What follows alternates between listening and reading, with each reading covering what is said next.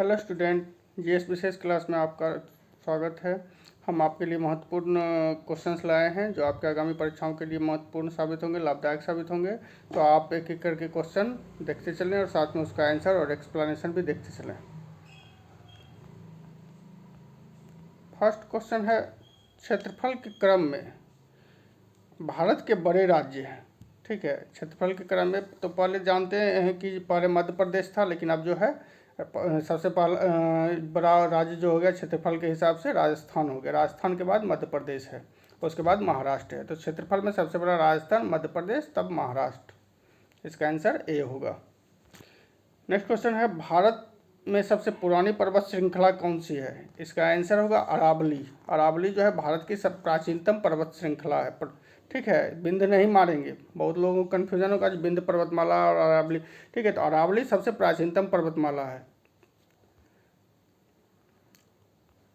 Next question है, पुरानी जलोढ़ मृदा का विस्तार निम्न में कहाँ पे है? पुरानी जलोढ़ मृदा, जिसको हम बांगर कहते हैं। देखिए, जलोढ़ मृदा दो प्रकार की होती है, खादर, जिसको हम नई जलोढ़ मृदा को खादर कहते हैं, पुरानी जलोढ़ मृदा को हम बांगर कहते हैं। तो ये जो है हरियाणा एवं पंजाब में जो है पुरानी जलोढ़ मृदा का विस्तार पाया जाता है। ठीक है, तो जहाँ पे हर साल बाढ़ आएगा तो यहाँ वहाँ मान के चलिए वहाँ नई जलोढ़ मृदा होती है। ठीक है, जैसे उत्तर प्रदेश, बिहार, पश्चिम बंगाल वगैरह में। ठीक है, लेकिन जहाँ पे बाढ़ नहीं आती है लेकिन नदियाँ हैं तो वहाँ पे जो है पहाड़ी मतलब जो है पुरानी जलोढ़ मृदा होगी। ठीक है, नेक्स्ट क्वेश्चन है, भारत का अधिकतम गेहूं उत्पादक राज्य है? तो इसका आंसर होगा उत्तर प्रदेश। देखिए, यहाँ पे दो क्वेश्चन है, अधिकतम गेहूं उत्पादक राज्य। ठीक है, तो उत्तर प्रदेश होगा, लेकिन सबसे ज़्यादा उत्पादकता, प्रोडक्टिविटी के अगर बारे में पूछे प्रति एकड़ प्रोडक्टिविटी, प्रति एकड़ या प्रति हेक्टेयर, पर हेक्टेयर। ठीक है, तो प्रोडक्टिविटी पंजाब का होगा सबसे ज़्यादा, लेकिन अगर ओवरऑल प्रोडक्शन का है तो वो है उत्तर प्रदेश। ठीक है, नेक्स्ट क्वेश्चन है, अमृतसर एवं शिमला लगभग एक ही अक्षांश पर स्थित हैं, परंतु उनकी जलवायु में भिन्नता का कारण है। देखिए, जलवायु में भिन्नता का कारण दो तीन चीज़ें होती हैं। या तो हम ज़्यादा ऊंचे पहाड़ पे जाएं तो वहाँ पे जो है मौसम जो है तापमान गिरने लगता है। ऊंचाई पे 100 मीटर पे जो है 1 डिग्री सेल्सियस लगभग जो है तापमान जो है नीचे गिरता है। तो उस हिसाब से जो है शिमला ऊंचाई पर स्थित है, तो इसलिए जो है शिमला जो है शिमला में ठंडा ज़्यादा होता है, तापमान कम होता है। इसलिए गर्मी के मौसम में हम देखते हैं कि बहुत से पर्यटक जो है वहाँ शिमला वगैरह घूमने भी जाते हैं, शिमला, कुल्लू, नैनीताल, तो ये सब ऊंचाई वाली जगह हैं। ठीक है, तो गर्मी के मौसम में, और अंग्रेज़ों ने एक अपनी राजधानी शिमला में भी बनाई थी इसी ठंड के वजह से, क्योंकि ऊँचाई पर स्थित था। और जो है वो लोग ठंडे जलवायु से ही आए थे, ब्रिटेन में ठंडा जलवायु हुई है। ठीक है, तो इस ढंग से जो है आप देखेंगे। नेक्स्ट क्वेश्चन है, निम्न में से किसने द प्रिंस नामक पुस्तक लिखा था? The Prince. ठीक है, तो ये लिखा था मैकियावेली ने। देखिए, मैकियावेली को यूरोप का चाणक्य कहते हैं। या ये पूछे यूरोप का चाणक्य किसे कहते हैं? मैकियावेली। या ये पूछे कि भारत का मैकियावेली किसे कहते हैं? तो चाणक्य। ठीक है, मैकियावेली इटली का है और इसने पुस्तक लिखी थी द प्रिंस। नेक्स्ट क्वेश्चन है, ओलंपिक खेलों में, अभी देखिए हाल में अभी ओलंपिक चल रहा है टोक्यो में। टोक्यो ओलंपिक 2020 में होने वाला था, लेकिन कोरोना के कारण जो है 2021 में हो रखा है। तो ओलंपिक खेलों के बारे में पूछ रहा है कि ओलंपिक खेलों में किस खेल के लिए बैल बाढ़कर कप प्रदान किया जाता है? इसका आंसर होगा मुक्केबाजी। मुक्केबाजी के लिए जो है बैल बाढ़कर कप प्रदान किया जाता है। नेक्स्ट क्वेश्चन है, अंतारा किस देश की न्यूज एजेंसी है? अंतारा। ठीक है, तो इसका आंसर होगा इंडोनेशिया। ठीक है, इंडोनेशिया की राजधानी जानते ही हैं, जकार्ता है। नेक्स्ट क्वेश्चन है, श्रीहरिकोटा रेंज। ठीक है, जिससे अब नाम कर दिया गया, जिसका नाम सतीश धवन अंतरिक्ष केंद्र भी कर दिया गया। यहाँ पे जो है सैटेलाइट, भारत के सैटेलाइट का परीक्षण किया जाता है और सैटेलाइट छोड़े जाते हैं श्रीहरिकोटा रेंज में, जो कि भारत का उपग्रह छोड़ने का केंद्र है। ठीक है, किस राज्य में स्थित है? देखिए, ये जो है आंध्र प्रदेश में, हालांकि कई जगह कहीं तमिलनाडु भी मिल जाता है। भारत सरकार की बुक आती है इंडिया, उसमें वो लिखा हुआ था तमिलनाडु, लेकिन एक्चुअली है क्या, यहाँ थोड़ा सा कन्फ्यूजन है कि पुलिकट झील में श्रीहरिकोटा रेंज स्थित है। पुलिकट झील एक लैगून झील है जो आंध्र प्रदेश में पाई जाती है, और ये लैगून झील है। ठीक है, तो कहने का मिस है कि पुलिकट झील का जो है 70 से 80% भाग जो है आंध्र प्रदेश में पाया जाता है और थोड़ा बहुत भाग जो है तमिलनाडु में पाया जाता है। तो इसलिए कंफ्यूज मत होइएगा, जो श्रीहरिकोटा रेंज जो है वो आंध्र प्रदेश में ही है। ठीक है, नेक्स्ट क्वेश्चन है, भारत के मुख्य निर्वाचन आयुक्त की पदावधि क्या है? मुख्य निर्वाचन आयुक्त, देखिए निर्वाचन आयोग की चर्चा हमारे संविधान में जो है अनुच्छेद 324 में की गई है और उसमें जो है 3 निर्वाचन आयुक्त हैं, जिसमें से एक मुख्य निर्वाचन आयुक्त है। उनकी पदावधि जो है 6 वर्ष है या 65 वर्ष, दोनों में से जो भी पहले हो जाए। ठीक है, 6 वर्ष का कार्यकाल पूरा हो जाए या फिर 65 वर्ष ये उनकी आयु हो जाए। ठीक है, तो वो जो है रिटायर हो सकते हैं। ठीक है, उनकी पदावधि इतनी ही है। नेक्स्ट क्वेश्चन है, शिक्षा की 10+2+3 प्रणाली का विचार सर्वप्रथम किस कमीशन ने प्रस्तुत किया? तो पहले आप देखेंगे कि देखिए अभी शिक्षा नीति आई है, पॉलिसी आई है और जो है स्वतंत्र भारत में जो है तीसरी शिक्षा पॉलिसी है। ठीक है, तो ये स्वतंत्र भारत में, उसके पहले तो और अंग्रेजों के समय कई कमीशन आ गए थे। ठीक है, तो स्वतंत्र भारत में जो है तीसरी शिक्षा प्रणाली है और जो है इसकी अध्यक्षता जो ये शिक्षा नीति जो अभी आया है हाल में, उसकी अध्यक्षता जो की थी के कस्तूरी रंगन, जो इसरो के अध्यक्ष थे, पूर्व अध्यक्ष। इसरो जानते ही हैं, जो हमारा ठीक है इंडियन स्पेस रिसर्च ऑर्गेनाइजेशन है, जो ठीक है अंतरिक्ष कार्यक्रम चलाता है इसरो संगठन भारत सरकार का। तो ये जो देखिए, तो इसका अभी जो शिक्षा प्रणाली आई है 5+3+3+4। ठीक है, लेकिन इसके पहले जो हमारी शिक्षा प्रणाली थी वो 1968 में आई थी, 1968 में, और वो 10+2+3 पे आधारित थी। जैसे कि हम 10th तक किए, फिर हम 2 साल इंटरमीडिएट किए, फिर 3 साल ग्रेजुएशन किए। लेकिन अभी क्या है 5+3+3+4। ठीक है, तो इस ढंग से जो है हमारी शिक्षा प्रणाली जो है, और इस बार की शिक्षा प्रणाली बहुत अच्छी है। ठीक है, आप लोग पढ़ेंगे उसके बारे में जानेंगे तो ठीक है। नेक्स्ट क्वेश्चन है, किस अनुच्छेद के अंतर्गत, देखिए इंडियन पॉलिटी से क्वेश्चन है, किस अनुच्छेद के अंतर्गत राज्य में राष्ट्रपति शासन लगाया जाता है? ठीक है, तो इस ऑप्शन के हिसाब से, ठीक है, ऐसे भी राष्ट्रपति शासन तो और भी कई कारणों से लगाए जाते हैं, अनुच्छेद 355 के अनुसार भी लगाए जाते हैं, केंद्र का अगर निर्देश राज्य नहीं मानता है। लेकिन संवैधानिक ऑप्शन के हिसाब से ऑप्शन नहीं दिया हुआ है, तो अनुच्छेद 356 हो जाएगा, आर्टिकल 356 हो जाएगा, क्योंकि ये बताता है कि संवैधानिक तंत्र की विफलता पे केंद्र जो है राज्य के जो है अधिकार को हस्तक्षेप कर लेगा राज्य के, और जो है राज्यपाल के अनुसार शासन चलाया जाता है। ठीक है, राज्यपाल जो है राष्ट्रपति के प्रतिनिधि के रूप में उस राज्य का शासन चलाता है। ठीक है, नेक्स्ट क्वेश्चन है, भारत के राष्ट्रीय मानवाधिकार आयोग के विषय में निम्न कथनों पर विचार कीजिए। देखिए इसका आंसर पहला कथन है, फर्स्ट स्टेटमेंट है जो इसका अध्यक्ष अनिवार्य रूप से भारत का सेवानिवृत्त मुख्य न्यायाधीश होना चाहिए। सही है। इसकी प्रत्येक राज्य मानवाधिकार आयोग के नाम से संस्थापनाएं हैं, मतलब राज्य इकाई भी है इसकी, ये भी सही है। इसकी शक्तियां केवल सिफारिश प्रकृति की हैं, ये भी सही है, क्योंकि ये इसकी सिफारिश जो है बाध्य नहीं है किसी सरकार पे। ठीक है, सिर्फ सिफारिश कर सकती है। नेक्स्ट है, आयोग के एक सदस्य के रूप में एक महिला का नियुक्त करना आवश्यक है, ये भी सही है। तो चारों सही है, तो ऑप्शन क्या हो जाएगा, आंसर क्या हो जाएगा, ई हो जाएगा। ठीक है, सॉरी डी हो जाएगा, ये सभी चारों सही है। ठीक है,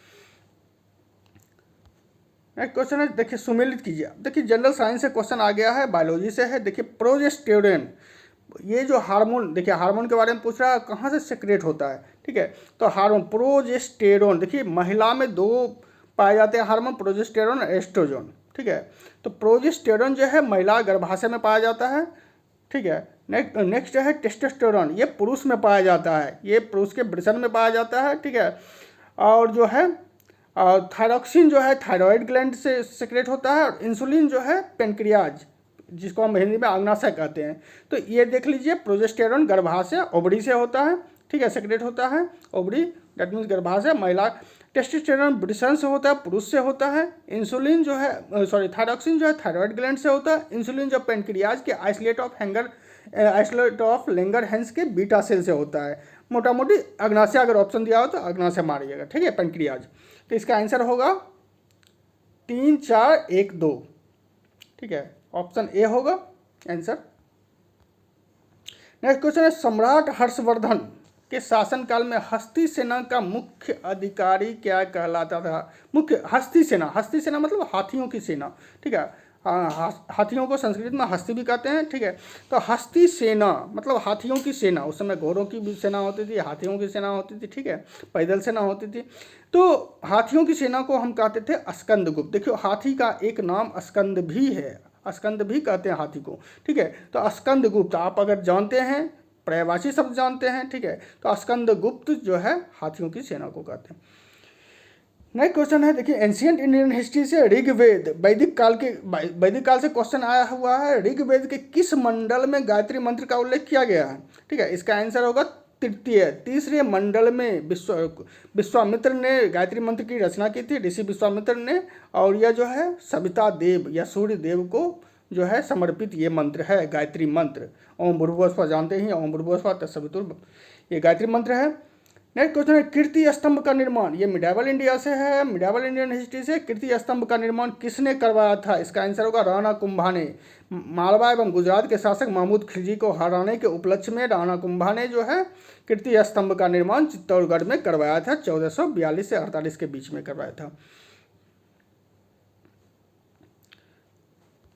नेक्स्ट क्वेश्चन है, किसी देश का, देखिए इकोनॉमी से क्वेश्चन है, ठीक है, किसी देश का भुगतान संतुलन किसका व्यवस्थित अभिलेख है। भुगतान संतुलन हम पहले भी बता चुके हैं। देखिए दो चीज़ें होती हैं, भुगतान संतुलन और व्यापार संतुलन, ठीक है। तो भुगतान संतुलन क्या होता है, जब हम कोई देश, मतलब कोई देश आप मान सकते हैं इंडिया, भारत का जो है शेष विश्व के साथ, पूरे विश्व के साथ जो मतलब जो है जो भी लेन देन होता है, सिर्फ आयात निर्यात नहीं, टोटल लेन देन, उसको हम भुगतान संतुलन कहते हैं। ये हमेशा जो है पॉजिटिव में ही होता है, ठीक है। मतलब सैद्धांतिक रूप से, सैद्धांतिक व्यावहारिक रूप से नेगेटिव हो सकता है, लेकिन सैद्धांतिक रूप से हमेशा जो है मतलब जो है बराबर ही होता है, मतलब ना पॉजिटिव ना नेगेटिव, मतलब बैलेंस में होता है। और व्यापार संतुलन क्या होता है, शेष विश्व के साथ हमारा आयात एवं निर्यात, ठीक है, ये नेगेटिव पॉजिटिव दोनों हो सकता है। जैसे कि अभी हमारा व्यापार ट्रेड बैलेंस जो है नेगेटिव में है, आयात हम ज़्यादा करते हैं, इंपोर्ट ज़्यादा करते हैं, एक्सपोर्ट कम करते हैं, तो उस हिसाब से जो है, ठीक है। तो ये आप समझ लें, ठीक है।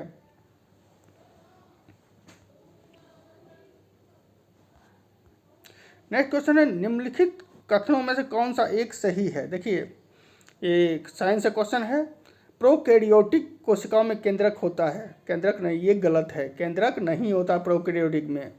नेक्स्ट है, देखिए बी ऑप्शन है, वनस्पति और जंतु दोनों ही कोशिकाओं में सेल मेम्ब्रेन पाया जाता है, कोशिका कला या कोशिका भित्ति पाई जाती है, ये सही है, ये दोनों में पाया जाता है कोशिका भित्ति, ठीक है।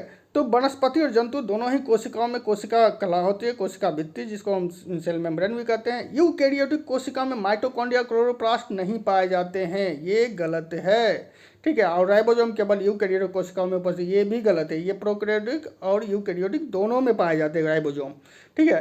तो ये ए, सी और डी गलत है और बी सही है, ठीक है। सेल मेम्ब्रेन जो है वनस्पति और जंतु दोनों कोशिका, प्लांट सेल और एनिमल सेल दोनों में पाए जाते हैं, ठीक है। नेक्स्ट क्वेश्चन है, संक्रमण से शरीर किसके सहयोग से लड़ता है। संक्रमण, कोई इन्फेक्शन हो जाता है तो किसके सहयोग से हमारा शरीर जो है लड़ता है, इसका आंसर होगा इम्यून सिस्टम, प्रतिरक्षा प्रणाली के सहयोग से जो है हमारा शरीर जो है किसी भी बीमारी से लड़ता है, ठीक है।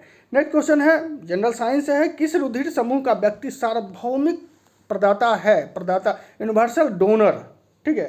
तो इसका आंसर जो है, देखिए ऑप्शन के हिसाब से तो ओ मारेंगे, ऑप्शन के हिसाब से, लेकिन अगर यही क्वेश्चन रहे कि ऑप्शन अगर दे दे ओ पॉजिटिव ओ निगेटिव, तब क्या लगाएंगे, तो ओ निगेटिव यूनिवर्सल डोनर होता है। देखिए ओ, जब हम पॉजिटिव निगेटिव ब्लड ग्रुप की बात करते हैं तो पॉजिटिव उसको कहते हैं जिसमें आरएच फैक्टर रहता है, ठीक है। जानते हैं ब्लड ग्रुप की खोज कार्ल लैंडस्टीनर ने की थी, उन्हीं ने आरएच फैक्टर की खोज की थी रिसर्च बंदर से, ठीक है। तो ओ पॉजिटिव का मतलब है जो आरएच फैक्टर हमारे किसी, जिसमें ए पॉजिटिव है, बी पॉजिटिव है, तो इसमें इसका मतलब क्या है, आरएच फैक्टर है, लेकिन बी नेगेटिव है, ए नेगेटिव है या ओ नेगेटिव है तो उसमें आरएच फैक्टर नहीं है, ठीक है। तो इसका मतलब यही हुआ। तो ओ नेगेटिव जो है, अगर ओ पॉजिटिव ओ नेगेटिव दोनों रहे, ठीक है, तो आप यूनिवर्सल डोनर में मारेंगे ओ नेगेटिव, ठीक है। लेकिन अगर ओ है, ओ ए है, तब तो खैर कोई बात नहीं। और यूनिवर्सल जो रेसिपिएंट जो होते हैं, जो है हम सबसे ले सकते हैं, तो ए बी जो है यूनिवर्सल जो है हम जो है ले सकते हैं, सबसे, ये भी जो है सबसे ले सकता है। नेक्स्ट क्वेश्चन है, निम्न में कौन सा एक मानव शरीर में मलेरिया परजीवी प्लाज्मोडियम के लिए क्रिया का स्थान नहीं है? ये देखिए, मलेरिया परजीवी प्लाज्मोडियम जो है हर जगह पाया जाता है, यकृत में है, लाल रुधिर कोशिका में है, मस्तिष्क में है, हर जगह पाया जा सकता है, वहाँ क्रिया कर सकता है, लेकिन ये किडनी में नहीं पाया जाता, वृक्क में नहीं पाया जाता है। ठीक है। नेक्स्ट क्वेश्चन है, देखिए कुछ पश्चिमी विद्वान हैं, उनका जो है कालखंड के अनुसार जो है हम लगाएंगे, कैसे जो है उनका समय कब से कब तक था। ठीक है। तो मेगास्थनीज, देखिए मेगास्थनीज जो है सबसे पहले हैं, आप जानते हैं सिकंदर के साथ, सेल्यूकस निकेटर के साथ मेगास्थनीज हैं। ठीक है। उसके बाद जो है टॉलमी फिलाडेल्फस हैं, टॉलमी फिलाडेल्फस। ठीक है, ये मेगास्थनीज के बाद आए हैं, ये भी यूनानी लेखक हैं। ये उसके बाद जो है पेरिप्लस हैं। ठीक है, पेरिप्लस, ठीक है, पेरिप्लस है। उसके बाद जो है प्लिनी है, प्लिनी रोम का है, ये भी है। तो इसका आंसर हो जाएगा 1 4 3 2, मतलब पहले मेगास्थनीज, फिर टॉलमी फिलाडेल्फस, फिर पेरिप्लस, उसके बाद प्लिनी।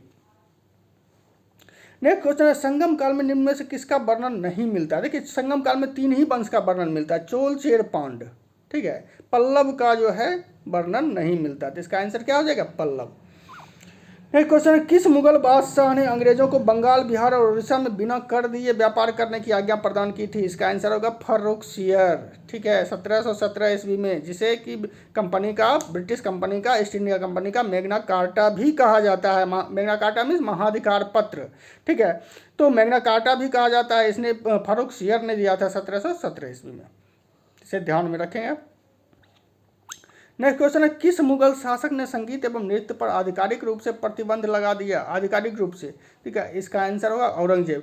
एक्चुअली है क्या, औरंगजेब जो है शरीयत के नियमों को ज़्यादा मानता था, और शरीयत में जो है संगीत एवं नृत्य पे जो है पाबंदी है, मतलब उसको इस्लाम के खिलाफ माना जाता है संगीत एवं नृत्य को, इसलिए औरंगजेब ने जो है शरीयत के अनुसार जो है इस पर प्रतिबंध लगा दिया था। नेक्स्ट क्वेश्चन है, निम्न में किस मुगल बादशाह ने अपने महल के बाहर फरियादी द्वारा न्याय की मांग करने के लिए घंटा लगवाया था?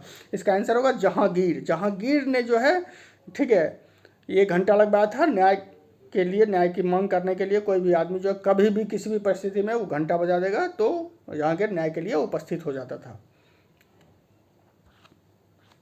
नेक्स्ट क्वेश्चन है, अकबर ने तौहीद ए इलाही की घोषणा कब की? तौहीद ए इलाही, जिसे हम दीन ए इलाही भी कहते हैं। ठीक है, देखिए तौहीद है इलाही को ही दीन ए इलाही कहते हैं।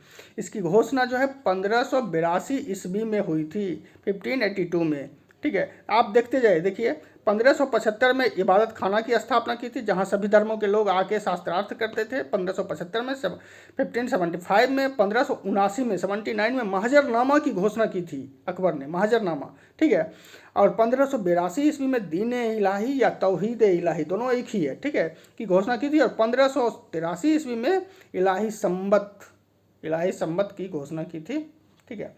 नेक्स्ट क्वेश्चन, कृष्णदेव राय किसके समकालीन थे? ये जो है कृष्णदेव राय बाबर के समकालीन थे। बाबर ने अपनी पुस्तक तुझके बाबरी में कृष्णदेव राय को, जो विजयनगर के शासक थे और बाबर के समकालीन थे, भारत का सबसे शक्तिशाली शासक बताता है, सबसे मोस्ट पावरफुल, ठीक है, किंग, ठीक है, जो है कौन था? कृष्णदेव राय, बाबर के समय में। नेक्स्ट क्वेश्चन है, मराठा पत्रिका से संबंधित थे।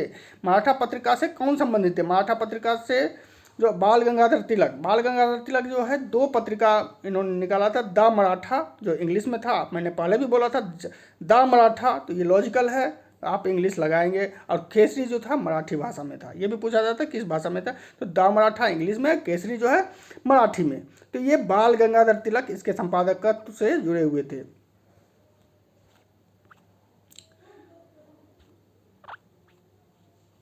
नेक्स्ट क्वेश्चन, इस्तमरारी बंदोबस्त। ठीक है, देखिए इस्तमरारी बंदोबस्त, ये 3 शब्द आते हैं। इस्तमरारी बंदोबस्त, जमींदारी बंदोबस्त या अस्थाई बंदोबस्त, इंग्लिश में इसको परमानेंट सेटलमेंट, तीनों एक ही है। ठीक है, इस्तमरारी, जमींदारी, अस्थाई, ठीक है, तीनों एक ही है। परमानेंट सेटलमेंट किसने लागू किया था? लॉर्ड कॉर्नवालिस ने किया था 1793 ईस्वी में, 1793 में। नेक्स्ट क्वेश्चन है, केंद्रीय सांख्यिकी संगठन की स्थापना कब हुई थी? ये इसका आंसर है वर्ष 1957 में, 1957 में। इसका मुख्यालय जो है नई दिल्ली है। नेक्स्ट क्वेश्चन है जनरल साइंस से, हमारे शरीर में त्वचा के तल के नीचे विद्यमान वसा निम्नलिखित में से किसके विरुद्ध अवरोधक का कार्य करती है?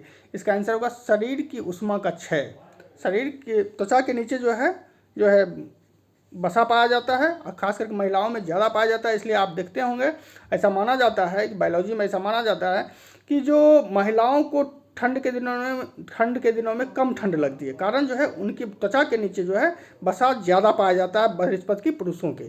ठीक है, तो इसका आंसर होगा शरीर की ऊष्मा का क्षय। नेक्स्ट क्वेश्चन है, प्रथम विश्व युद्ध में निम्न में से किसका रासायनिक आयुध के रूप में, केमिकल वेपन के रूप में प्रयोग किया गया था? इसका आंसर होगा मस्टर्ड गैस, जिसे हम सल्फर गैस भी कहते हैं। इसमें आदमी मरता तो नहीं है, लेकिन अपंग जरूर, विकलांग जरूर हो जाता है, दिव्यांग जरूर हो जाता है। ठीक है, नेक्स्ट क्वेश्चन है, देखिए ये भी जनरल साइंस है, मानवों में निम्न में कौन सा एक रोग वायु द्वारा फैल सकता है? डेट मीन्स संक्रमण वाली बीमारी है, इन्फेक्शन वाली बीमारी है। इसका आंसर होगा यक्ष्मा, ट्यूबरकुलोसिस। ये जो है बैक्टीरिया से होता है ट्यूबरकुलोसिस, इसको शॉर्ट में टीबी भी कहते हैं। ठीक है, निम्न में से कौन सा एक कवकीय रोग है? Fungal disease. ठीक है, ये दाद है, ये स्किन डिजीज है दाद, ये फंगल डिजीज है। ठीक है, ये कवकीय रोग है। एक क्वेश्चन है, कार्बन का वह रूप जिसे ग्रेफाइट कहते हैं। ठीक है, इसका क्या मतलब, ग्रेफाइट कहते हैं, ग्रेफाइट क्या होता है? हीरे की अपेक्षा विद्युत का अच्छा कुचालक होता है। और सब जो है गलत है, हीरे से अधिक कठोर होता है, ये भी गलत है, क्योंकि हीरा सबसे ज़्यादा विश्व में सबसे ज़्यादा कठोर होता है। नेक्स्ट है कथन, हीरे की अपेक्षा कार्बन की अधिक प्रतिशतता वाला होता है, ये भी गलत है। और सभी दिशाओं में कार्बन से कार्बन की समान दूरी वाला होता है, ये भी गलत है, क्योंकि इसमें जो है सभी दिशाओं में कार्बन से कार्बन समान दूरी वाला हीरा होता है, ना कि ग्रेफाइट होता है। ठीक है, तो इसका आंसर सी हो जाएगा, हीरे की अपेक्षा विद्युत का अच्छा चालक होता है। कॉस्मिक किरणें या ब्रह्मांडीय कॉस्मिक रेज या ब्रह्मांडीय किरणें, ये क्या होती है? आवेशित और अनावेशित दोनों हो सकती हैं। ठीक है, आवेशित चार्ज्ड और अनचार्ज्ड। ठीक है, नेक्स्ट क्वेश्चन, नैनो कण का आकार किसके बीच होता है? नैनो कण, ये बहुत अभी चला हुआ नैनो, तो 1 नैनोमीटर बराबर 10⁻⁻9 मीटर होता है, ये भी जानते हैं, 10⁻⁻9 मीटर, 1 नैनो बराबर 1 नैनोमीटर बराबर। तो इसका आंसर होगा 1 नैनोमीटर से 100 नैनोमीटर के बीच जो है नैनो कण का आकार होता है। नेक्स्ट क्वेश्चन है, देखिए ये भी है, सीएनजी में पाया जाता है सबसे ज़्यादा मीथेन पाया जाता है, करीब 90% के करीब पाया जाता है मीथेन। उसके बाद इथेन पाया जाता है। कोल गैस जो है, ये जो है हाइड्रोजन, मीथेन व कार्बन मोनोऑक्साइड कोल गैस में पाए जाते हैं। एलपीजी में प्रोपेन और ब्यूटेन, जबकि ब्यूटेन जो है सबसे ज़्यादा पाए जाते हैं, प्रोपेन थोड़ा बहुत पाया जाता है। और भाप अंगार गैस में कार्बन मोनोऑक्साइड व हाइड्रोजन पाया जाता है। तो इसका आंसर क्या होगा? बी हो जाएगा, 3 4 2 1। एक क्वेश्चन, निम्नलिखित ईंधनों में से कौन सी एक गैस वेल्डिंग के प्रयोग में, वेल्डिंग जब हम करते हैं, कोई धातु टूट जाती है तो उसमें वेल्डिंग होता है, तो उसका आंसर होगा एसिटिलीन गैस का वेल्डिंग में प्रयोग किया जाता है ऑक्सीजन के साथ मिला के। ठीक है, नेक्स्ट क्वेश्चन है, किसी रासायनिक अभिक्रिया में धन उत्प्रेरक पॉजिटिव कैटलिस्ट की क्या भूमिका होती है? पॉजिटिव कैटलिस्ट जो होते हैं उसकी क्या, यह अभिक्रिया के रिएक्शन के रेट को बढ़ा देता है, इंक्रीज कर देता है। ठीक है, यह जो है रिएक्शन के रेट को बढ़ा देता है। नेक्स्ट क्वेश्चन है, उत्तराखंड की किस जनजाति द्वारा ऋतु प्रवास किया जाता है? ऋतु प्रवास डेट मीन्स मतलब जो है ठंड में जो है पहाड़ से नीचे उतर गए, ठीक है, गर्मी के मौसम में फिर पहाड़ पे, ये इसका आंसर होगा भोटिया। और थारू एक ऐसी जनजाति है जो उत्तराखंड और उत्तर प्रदेश दोनों जगह पाई जाती है, जो दीपावली त्यौहार को जो है शोक दिवस के रूप में मनाती है। तो ऋतु प्रवास भोटिया और दीपावली को शोक दिवस के रूप में मनाने वाला थारू। नेक्स्ट क्वेश्चन है, कश्मीर को शेष भारत से जोड़ने वाला दर्रा कहलाता है? बनिहाल दर्रा। ठीक है, कश्मीर को शेष भारत से जोड़ने वाला दर्रा क्या कहलाता है? बनिहाल दर्रा। नेक्स्ट क्वेश्चन, निम्न में कौन सा भू सीमित देश है? भू सीमित दैट मीन्स भू आबद्ध देश, चारों तरफ से भूमि से घिरा हुआ, लैंड लॉक्ड कंट्री, मतलब जो है जहाँ समुद्र से नहीं है। ठीक है, इसका आंसर होगा हंगरी। हंगरी जो है भू लैंड लॉक्ड कंट्री है। और लैंड लॉक्ड कंट्री के बारे में हम और भी आगे बताएंगे, एशिया में कौन कौन से है, यूरोप में कौन कौन से है। ठीक है, तो और हंगरी की राजधानी जो है बुडापेस्ट है, जो कि डेन्यूब नदी के किनारे है बुडापेस्ट।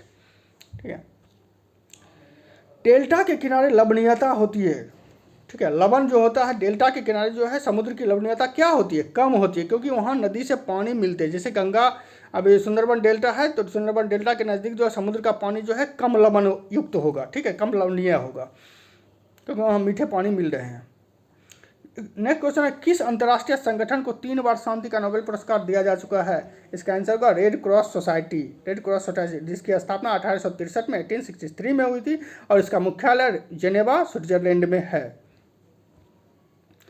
नेक्स्ट क्वेश्चन है, लैंड ऑफ द थंडरबोल्ट किस देश को कहा जाता है? इसका आंसर होगा भूटान। भूटान को लैंड ऑफ द थंडरबोल्ट कहा जाता है, क्योंकि देखिए वहाँ पे हमेशा बारिश होते रहती है, इसलिए बारिश होते रहती है और बिजली चमकते रहती है, बिजली गिरते रहती है, इसलिए उसे लैंड ऑफ द थंडरबोल्ट कहते हैं। नेक्स्ट क्वेश्चन है, इंडियन पॉलिटी से है, भारतीय संविधान का स्वरूप किस प्रकार का है? इसका आंसर होगा सी, संरचना में संघात्मक है लेकिन भावना में एकात्मक।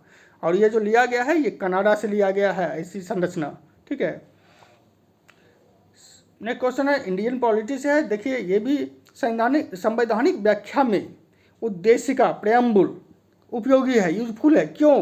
क्योंकि जो है इसमें जो है इसका आंसर सब हो जाएगा, ई आंसर हो जाएगा। देखिए ये मूल्य भारित शब्दों का, मूल्यों का, मूल्य युक्त शब्द का प्रयोग कर दिया है, ठीक है। या दूसरा है, यह संविधान निर्माताओं के वास्तविक लक्ष्य समाजवाद, लोकतंत्र, गणराज्य, ठीक है, ठीक है, ये सब जो है, ठीक है, व्यक्ति को न्याय, उपासना, ठीक है, ये सब की स्वतंत्रता देता है। यह शक्ति और परिसीमाओं का स्रोत है, ठीक है। ये बताता है कि संविधान की सीमाएं क्या हैं, ठीक है, और शक्ति भी बताता है, शक्ति का स्रोत कौन सा है। जैसे हम कहते हैं हम भारत के लोग, तो शक्ति का स्रोत कौन सा है? We the people of India, ठीक है, we the people of India. तो इंडिया के पीपुल शक्ति के स्रोत हैं, ठीक है, भारत के लोग जो है शक्ति के स्रोत हैं, ठीक है।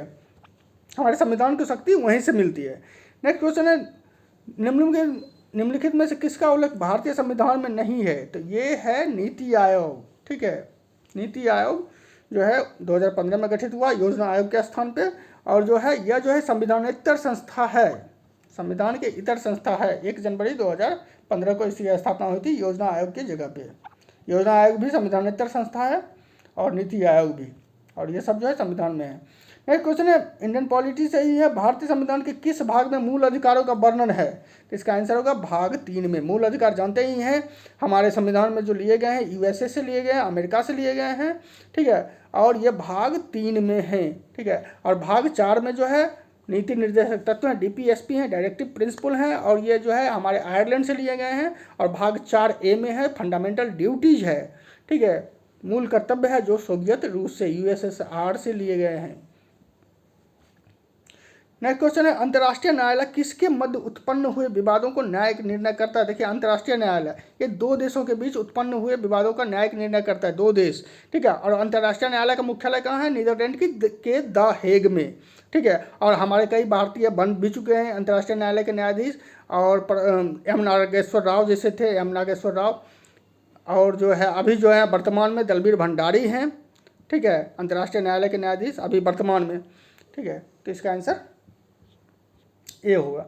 नेक्स्ट क्वेश्चन है, भारत का सबसे पुराना समन्वित इस्पात संयंत्र है? इसका आंसर होगा टिस्को। ये टाटा कंपनी का है टिस्को, और 1960 में इसकी स्थापना हुई थी और 1913 में इस्पात उत्पादन शुरू हो गया था, 1913 में, ठीक है। तो हमारा क्वेश्चन अब यहीं समाप्त होता है। हम फिर आपसे मिलते हैं नए वीडियो के साथ, नए जोश के साथ, और आप हमारे वीडियो के साथ बने रहें। धन्यवाद।